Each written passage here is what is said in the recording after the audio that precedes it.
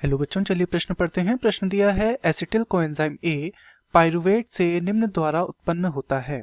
तो हमें बताना है कि एसिटिल कोएंजाइम ए जब पाइरुवेट से उत्पन्न होता है तो ये कौन सी प्रक्रिया द्वारा ये उत्पन्न होता है। विकल्प ए है ऑक्सीडेटिव डिकार्बोक्सिलेशन, विकल्प बी है ऑक्सीडेटिव फोटोफॉस्फोरिलेशन, विकल्प सी है ऑक्सीडेटिव हाइड्रोजनेशन तथा विकल्प डी है ऑक्सीडेटिव फोटो रेस्पिरेशन।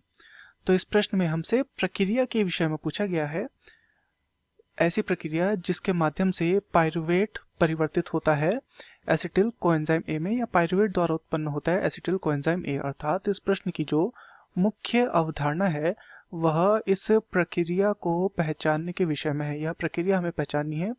इस प्रक्रिया में क्या होता है, पाइरुवेट के माध्यम से यहाँ पर बनता है acetyl coenzyme A, acetyl coenzyme A. तो इस प्रक्रिया को हमें बताना है कि यह कौन सी प्रक्रिया होती है। तो चलिए जानते हैं। तो जब श्वसन होता है तो श्वसन की क्रिया में जब ग्लाइकोलाइसिस होता है, ग्लाइकोलाइसिस, इस ग्लाइकोलाइसिस की प्रक्रिया के परिणाम स्वरूप उत्पाद के रूप में यहाँ पर इसके अंतिम उत्पाद के रूप में प्राप्त होता है पाइरुवेट या पाइरुविक अम्ल। इस पाइरुवेट का यहाँ पर एक एंजाइम होता है, यहाँ पर एंजाइम जिसका नाम होता है डीहाइड्रोजिनेस। तो डीहाइड्रोजिनेस की यहाँ पर उपस्थिति में क्या होता है, ये जो डीहाइड्रोजिनेस होता है एक प्रक्रिया उद्दीपित होती है, उद्दीपित करता है ये एक प्रक्रिया को, तथा इस प्रक्रिया को क्या कहा जाता है, इस प्रक्रिया को कहा जाता है oxidative decarboxylation. Oxidative decarboxylation.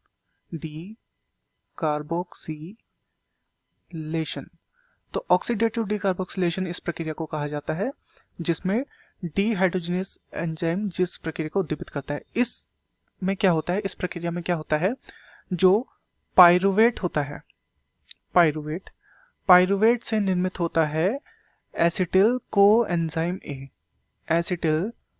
Coenzyme A, यहाँ पर निर्मित होता है। तो ये कौन सी प्रक्रिया द्वारा होता है, यह होता है ऑक्सीडेटिव डीकार्बोक्सिलेशन। तो चलिए यहाँ पर विकल्प को देखते हैं। विकल्प ए है ऑक्सीडेटिव डीकार्बोक्सिलेशन, बिल्कुल ही हमारा सही है।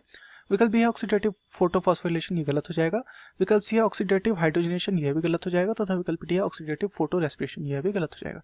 तो दिए गए प्रश्न का सही उत्तर होगा विकल्प ए ऑक्सीडेटिव डीकार्बोक्सिलेशन। मैं आशा करता हूँ आपके यह समझ में आया होगा। धन्यवाद।